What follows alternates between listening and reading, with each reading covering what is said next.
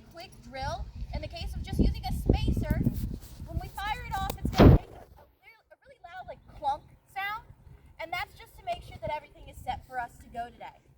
I'll be talking to you. My name is Rachel, and the person who's helping me out today in firing the gun is Liam.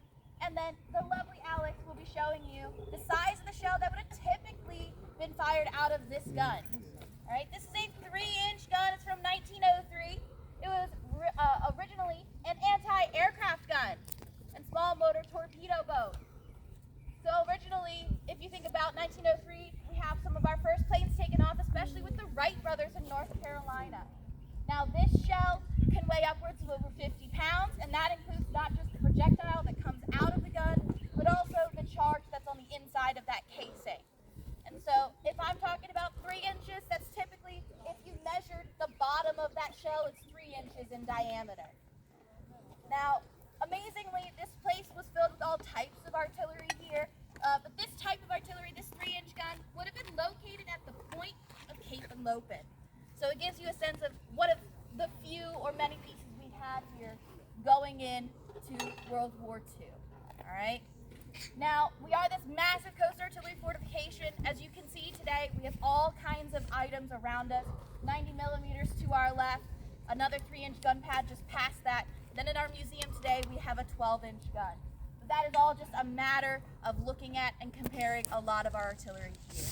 Now, once we move into this area, a lot of these 3-inch guns are moved in pretty early on into World War II, and they're going to stay there for the duration of the war, but they're also going to be accompanied by those 90 millimeter guns just a little far down from us. But in general, what we're going to see here is first and foremost, Liam placing in our first shell. This is the one going in and making that clunk sound. Placing it into the breech and loading. And from there, he's going to attach the lanyard. He's going to stand just a little off from the gun, holding the lanyard lightly taut, and upon being told to fire, he will fire. It's going to make this sound and a click. That is going to be the only time you hear that click today. All right, ready? Yep. Fire. Hear that? That is the initial just telling us we're good to go. That's the only time you're going to hear that. What's going to happen now is he's going to take it out of the breech, and he's going to start preparing the shell that'll make the much larger boom. Now, a 3-inch gun like this amazingly had a gun crew of 15 people just to fire that. 9 people alone were just for ammunition. This gun could be loaded in under 6 seconds, meaning there are 6 rounds a minute. This gun is fired fast and is meant to do as much damage as possible.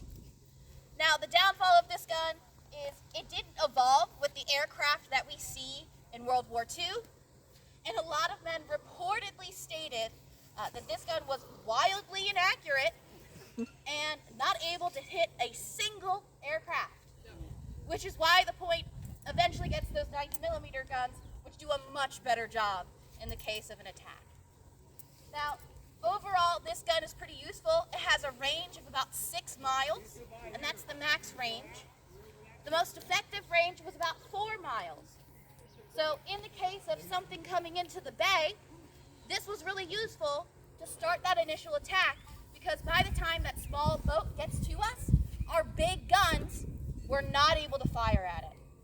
And we were trying to prepare for those big German battleships like the Bismarck or the Tirpitz, because they had these massive guns on their top deck that could do a lot more damage. Which is why a lot of what you see in this historic area today is here. It's meant to protect against those big German battleships that never really came. But we were always prepared. And so that was key here. Now overall, to talk about some of our other guns here, we're really stationed here as early as 1938. We're going to have 155 millimeters, so about 5.7 inches-ish. And those are meant to be part of like that in-between era of guns.